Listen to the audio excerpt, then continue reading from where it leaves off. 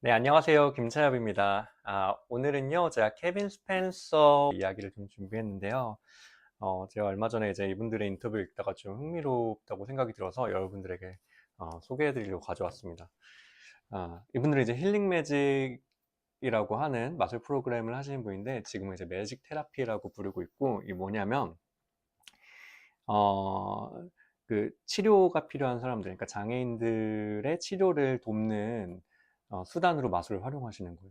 그래서 여러분들 뭐 아시겠지만 예술 치료라는 게 뭐 음악 치료도 있고 미술 치료도 있고 뭐 이렇잖아요. 그런 것처럼 마술도 하나의 예술 치료가 될 수 있다라고 이렇게 얘기하시면서 그걸 프로그램화해서 만드신 분들인데, 저도 이제 아이들 가르칠 때 사실 뭐 자폐 스펙트럼이 있는 학생도 있었고, 그리고 또 이제 발달 장애가 있는 그런 친구들도 있었는데, 마술을 가르치는 게 사실 쉽지가 않거든요. 왜냐하면 이 손이랑 막 이런 것들이 움직이는 게 쉽지 않고, 또 마술이 사실 어떤 거는 좀 섬세하게 손근육을 써야 되는 것도 있고 이러다 보니까 쉽지 않은데, 이 케빈 스펜서가 어떻게 마술을 치료에 활용하게 되었는지 좀 그 이야기를 먼저 해드릴까 해요. 그래서 이분은 처음에 마술을 아이들에게 이렇게 딱 보여주는 거예요.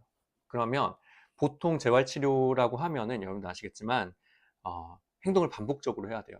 근데 환자들이 대부분 느끼는 게 이제 반복적으로 뭔가 하는 게 좀 지루하고 귀찮고 뭐 이렇게 느낄 수 있거든요. 특히 아이들은 이제 주변 막 산만하고 막 이러니까. 아, 근데 왜 마술을 한번 이렇게 보여주면 애들이 이제 눈 돌아가는 거지. 너무 신기하니까 재밌어가지고 배우고 싶잖아요. 또 한두 개 정도는. 그래서 이제 먼저 마술로 이렇게 미끼를 딱 던진 다음에 애들이 오면은 아이들에게 이제 마술을 알려주는 겁니다. 그런데 애들이 마술을 잘하려면 또 여러 번 행동을 반복해야 되잖아요. 그래야 사실 마술이 자연스럽게 할 수 있는 거고, 그러면서 그게 치료의 한 방향으로 가는 거예요.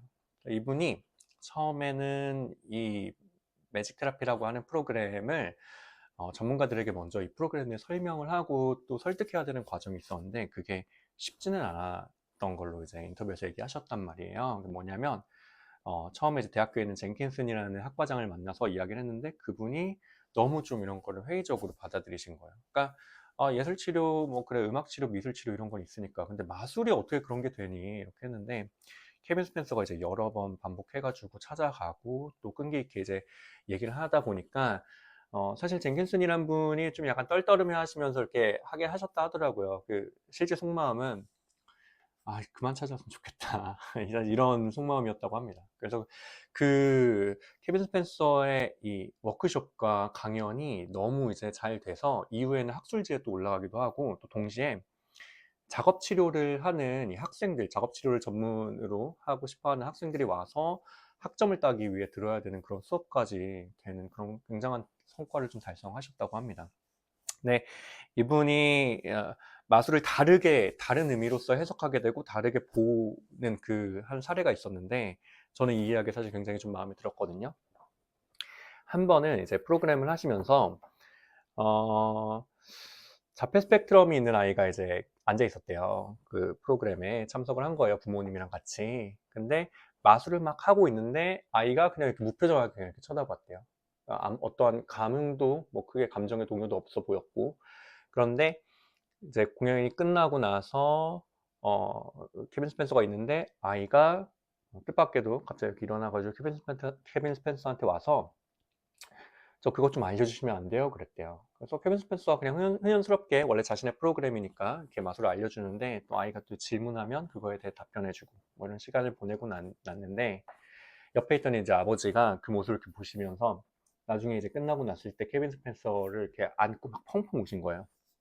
그래서 왜 우시는지 사실 좀 깜짝 놀라잖아요. 하시는 말씀, 아버님께서 이제 하시는 말씀이 우리 아이가 말하는 거를 내가 사실 처음 들었다. 그래서 어, 그 이야기를 듣는데 케빈 스펜서가 그 사건으로 인해서 마술을 다시 한번 생각해 보게 되는 계기가 되었다고 하는데, 그 여러분들 마술이라는 게 사실 어떻게 보면 일종의 단순한 오락거리이기도 하잖아요. 음, 근데 어, 그분 인터뷰에서 말씀하시기에 교감이라는 단어를 쓰셨거든요. 저는 이게 되게 마음에 들었는데, 교감을 통해서 사람을 바꿀 수 있다고 하셨어요.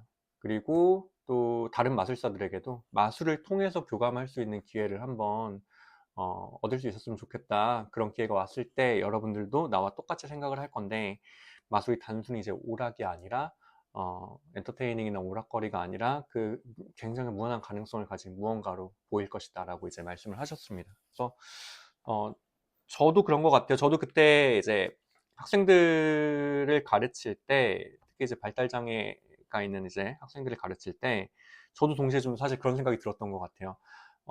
아이들이 작은 동작이에요. 그러니까 예를 들면은 일반 학생들 가르치잖아요. 마술 정말 금방 배워요. 뭐 하나 알려주면 원리도 금방 이해하는데, 이 친구들은 사실 이렇게 사소한 근육 하나 움직이는 게 쉽지 않아서 그걸 여러 번 반복시켜야 되거든요. 근데 마술 중에서도 정말 그렇게 쉽게 할 수 있는 마술도 많거든요. 정말 손가락 거의 뭐 까딱하면 되는 수준의 그런 마술도 있는데, 그러한 것들이 아이들에게는 굉장히 교육이 될 수 있구나라는 거를 제가 그때 크게 느꼈고, 저도 그래서 어떻게 보면 이 키벤 스펜서가 생각하셨던 그 부분을 그때 같이 좀 저도 그 상황에서 같이 느꼈던 기억이 납니다.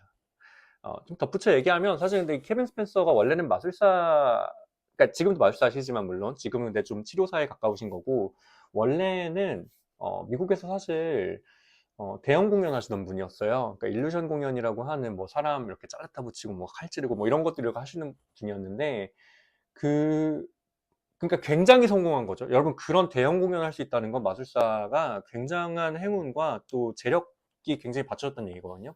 굉장히 성공하신 건데, 2015년도에 이제 그거를 그만 은퇴하시거든요. 돌연 이제 대형 공연을 은퇴하시고 완전히 매직 테라피에 이제 몰두하시게 되거든요. 자신의 어떤 직업적 사명을 가지고서.